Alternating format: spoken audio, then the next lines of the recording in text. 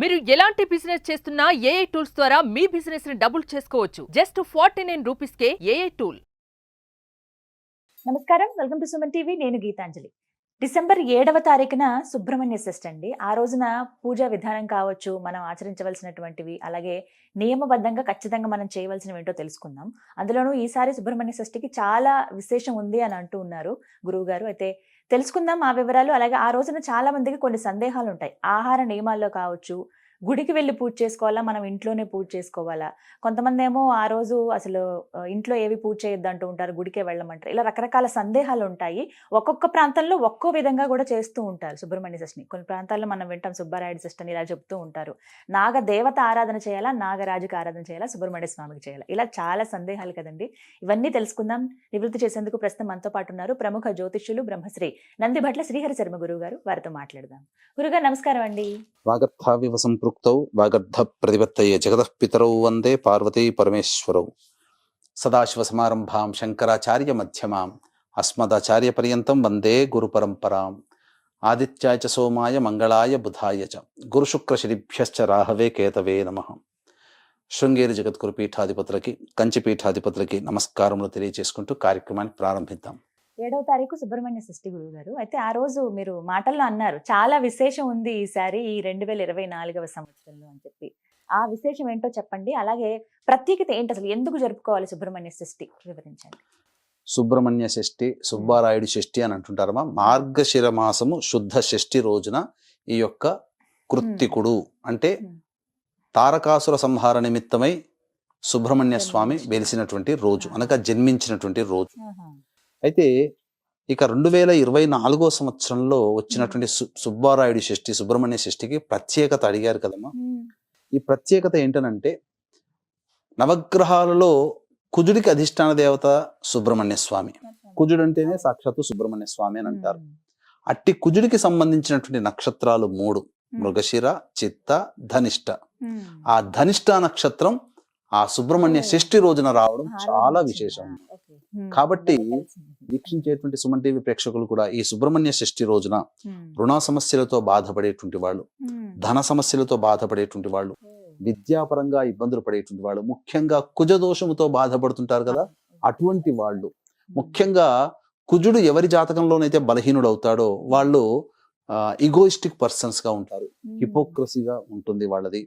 అంతేకాకుండా ప్రతిదీ కూడా తమకి తామే అన్వయించుకుంటారు, మంచికి చెడుకు కూడా తను అన్వయించుకుంటారు. ముఖ్యంగా మానసికమైనటువంటి దౌర్బల్యం ఎక్కువగా ఉంటుంది. అంటే చిన్నదానికి కూడా భయపడిపోవడం, కుజుడు బలహీనంగా ఉంటే. కుజుడు బలంగా ఉంటే అందరితో కోట్లాడుతూ ఉంటుంటాడు. కాబట్టి కుజుడి యొక్క ప్రమేయం లేని కుటుంబం అంటూ లేదు. కాబట్టి సుబ్రహ్మణ్య షష్ఠి రోజున ఇటువంటి చెప్పబడినటువంటి సమస్యలతో ఉన్న వాళ్ళు కొన్ని పరిహారాలు అనేటువంటివి పాటించుకోవాలమ్మా. గురుగారు, సుబ్రహ్మణ్య స్వామి అని ఆ పేరు ఎందుకు వచ్చింది? కుమారస్వామి కదా వారికి అసలు పేరు. మరి సుబ్రహ్మణ్య స్వామి అన్న పేరు ఎందుకు వచ్చింది? సుబ్రహ్మణ్య స్వామి అనేంటే మనకు గమనించుకున్నట్లయితే పూర్వము అనేక అసురులు చాలా మంది పెట్టరేగిపోతున్నారు. అందులో తారకాసురుడు వరప్రభావము చేత దేవతలందరినీ పీడింప సాగుతుంటే ఆ వరం ఇచ్చింది బ్రహ్మదేవుడే కాబట్టి అందరూ కూడా బ్రహ్మదేవుని దగ్గరికి వెళ్ళారు. అప్పుడు అతను ఏం వరం కోరుకున్నాడు? శివుడికి కలిగినటువంటి సంతానము చేత నేను సంహరింపబడాలి అని. ఆల్రెడీ సతీదేవి దక్షయజ్ఞంలో మరణించింది, ఆత్మాహుతి చేసుకుంది. ఇక శివుడు వివాహం చేసుకోడు, బ్రహ్మచారిగా ఉండిపోతాడని భావించిన తారకాసురుడు ఈ వరం కోరుకున్నాడు. తర్వాత సతీదేవి మళ్ళీ హిమవంతుని పుత్రికగా పార్వతిగా జన్మించింది. ఇక తర్వాత బ్రహ్మదేవుడి దగ్గరికి వెళ్ళి వీళ్ళందరూ మొరపెట్టుకునేసరికి అప్పుడు ఏం సలహా ఇస్తాడనంటే, పరమేశ్వరునికి సంతానము కలిగితేనే ఆ సంతానం చేత సంహరింపబడతానని చెప్పి వరం తీసుకున్నాడు కదా. మరి ఆ పరమేశ్వరునికి వివాహం చేసే సమాయత్తం అవ్వండి అన్నప్పుడు పార్వతీదేవి మళ్ళీ పుట్టింది అని తెలుసుకొని ఆ పార్వతీదేవినే పరిచారికలుగా సహాయం చేయడానికి స్వామి వారికి నియోగిస్తారు దేవతలందరూ. ఈ విధంగా అక్కడ మన్మథుని యొక్క ప్రవేశము చేత కళ్ళు తెరుచుకోవడం, యోగము నుంచి అనగా ధ్యానము నుంచి బయటికి రావడం, తర్వాత ఇదంతా నా తపస్సుకు భంగం కలిగించాడని మన్మధుని దహించి వేయడం, తర్వాత తన యొక్క మన్మధుని యొక్క బాణ ప్రభావం వలన ఎదురుగా ఉన్నటువంటి పార్వతీదేవి తన భార్యని గమనించి ఆమెను వివాహం ఆడడం, తద్వారా ఆమె వివాహమడిన తర్వాత వారి దాంపత్యంలో ఉండగా శివుడి యొక్క రేతస్సు స్ఖలనమైపోయి భూమి మీద పడిపోయింది. ఆ భూమి భరించలేకపోయింది, మహావేడి. ఆ యొక్క రేతస్సును భరించలేక అగ్నికి అందించింది. అగ్ని కూడా భరించలేకపోయాడు, అగ్ని సమానుడైనా కానీ భరించలేక గంగా నదిలో వదిలివేయడం జరిగింది. ఆ గంగా నదిలో వదిలివేయిన తర్వాత అవన్నీ కూడాను 6 ముఖాలుగా ఏర్పడి ఒడ్డున రావడం, అక్కడ ఆ విధంగా సుబ్రహ్మణ్య స్వామి అవతరించడం జరిగింది. విష్ణువు కృత్తికలనేటువంటి యోగినులని నిర్వహించడం, ఆయనను పెంచడం కోసం నిర్వహించడం వల్ల కృత్తికలు పెంచారు కాబట్టి కృత్తికుడు అయ్యాడు. ఇక సుబ్రహ్మణ్య స్వామి అనేటువంటి ఒక నామం అనేటువంటిది జ్ఞానానికి సంబంధించినటువంటిది. ఎలా వచ్చింది అన్నప్పుడు, పూర్వము అనగా చిన్నతనంలో ఉన్నప్పుడు, ఆ పార్వతీ అమ్మవారి ఒడిలో ఉన్నప్పుడు శివుడు ప్రవేశం చేసి అమ్మవారికి అన్ని విషయాలు చెప్తూ ప్రణవ మంత్రార్థాన్ని కూడా చెప్పాడు. అయితే ఒకసారి కైలాసంలో సభ జరుగుతుండగా బ్రహ్మదేవుడిని కూడా పరీక్షించాలనే ఉద్దేశంతో ఆ బ్రహ్మదేవుని అనేక మంత్రార్థాలు చెప్పమన్నప్పుడు ఈ ప్రణవ మంత్రార్థం కూడా చెప్తున్నప్పుడు ఆ ప్రణవ మంత్రాన్ని సరిగ్గా చెప్పలేకపోయాడు బ్రహ్మదేవుడు. ఆ విధంగా బ్రహ్మదేవుని బంధించడం జరిగింది. కాగా అమితమైనటువంటి జ్ఞానాన్ని పొందినటువంటి వ్యక్తి, జ్ఞాన స్వరూపము కాబట్టి ఆయనకి సుబ్రహ్మణ్యుడు అనేటువంటి ఒక నామధేయం ఉన్నది.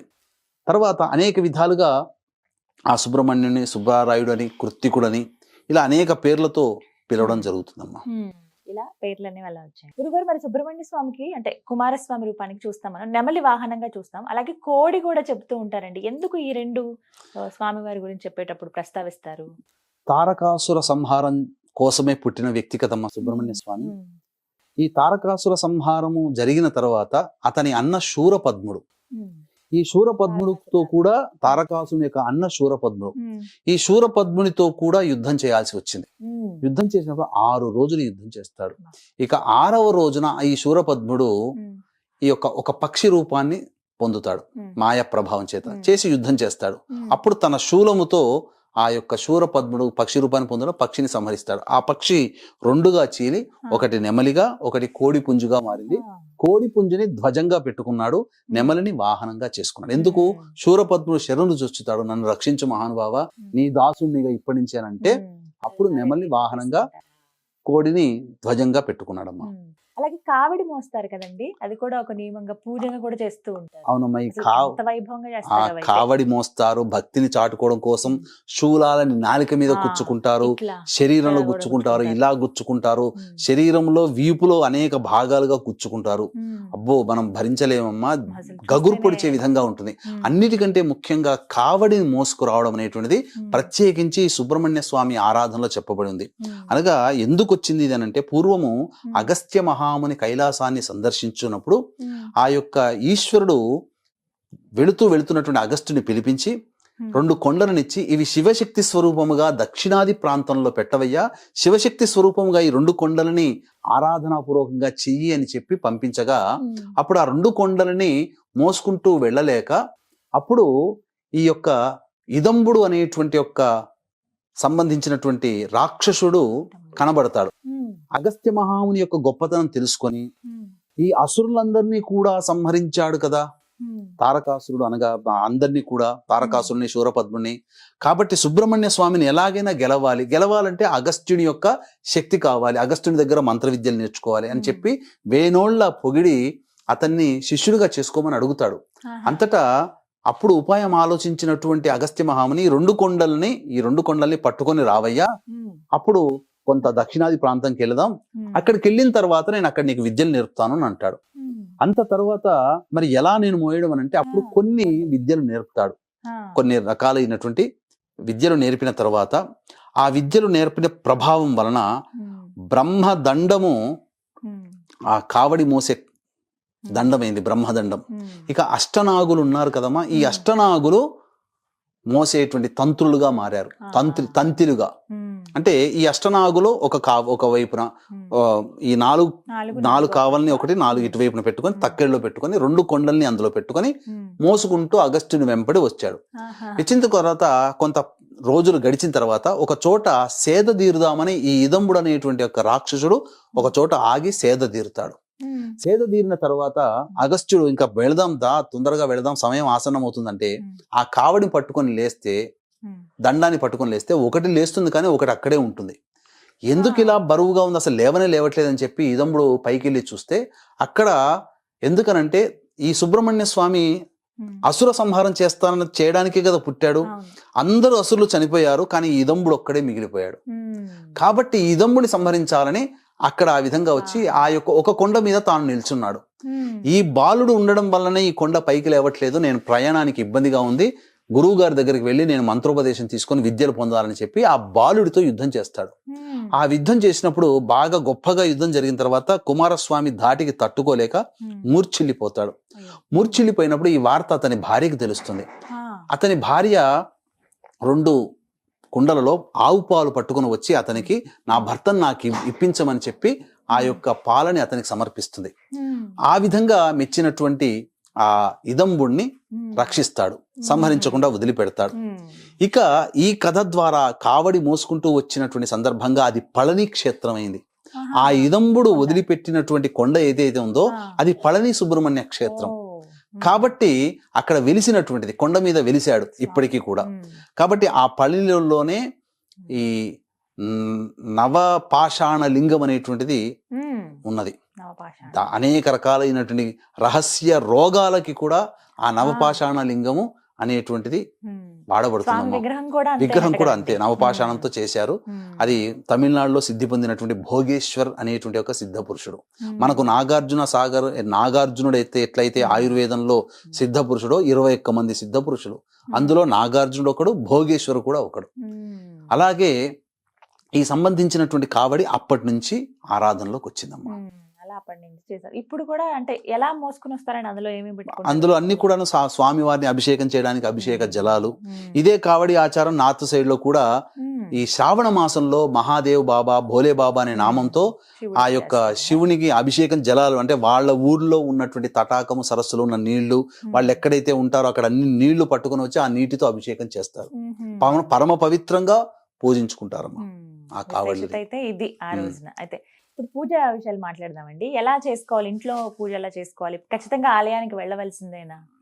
ఖచ్చితంగానంటే ఈ సుబ్రహ్మణ్య స్వామికి సంబంధించినటువంటి దోషంతో ఉన్నవాళ్ళు, కుజదోషంతో ఉన్నవాళ్ళు కావచ్చు, సర్పదోషంతో ఉన్నవాళ్ళు కావచ్చు, ముఖ్యంగా కాలసర్పదోషంతో జన్మించినటువంటి వాళ్ళు ఈ సుబ్రహ్మణ్య షష్ఠి రోజున కాలసర్పదోష నివారణ పూజలు గనక చేసుకుంటే అత్యంత శీఘ్రముగా ఆ దోషము తొలగిపోతుందని చెప్పొచ్చు.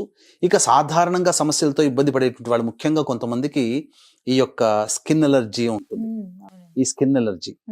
అలాగే ప్రధానంగా ఈ స్కిన్ ఎలర్జీ దోషంతో ఉన్నవాళ్ళు, కుజ దోషంతో ఉన్నటువంటి వాళ్ళు, సంతానం కలగగా ఇబ్బంది పడుతున్నటువంటి వాళ్ళు ఈ సుబ్రహ్మణ్య స్వామి దేవాలయంలో కానీ లేదా జంటనాగు పాముల విగ్రహాన్ని కానీ ఆవు పాలు, ఆవు నెయ్యి, తేనె ఈ 3తో అభిషేకం జరిపించి చలివిడి, కొన్ని ప్రాంతాల్లో చిమిలి అంటారు, నైవేద్యంగా పెట్టాలి.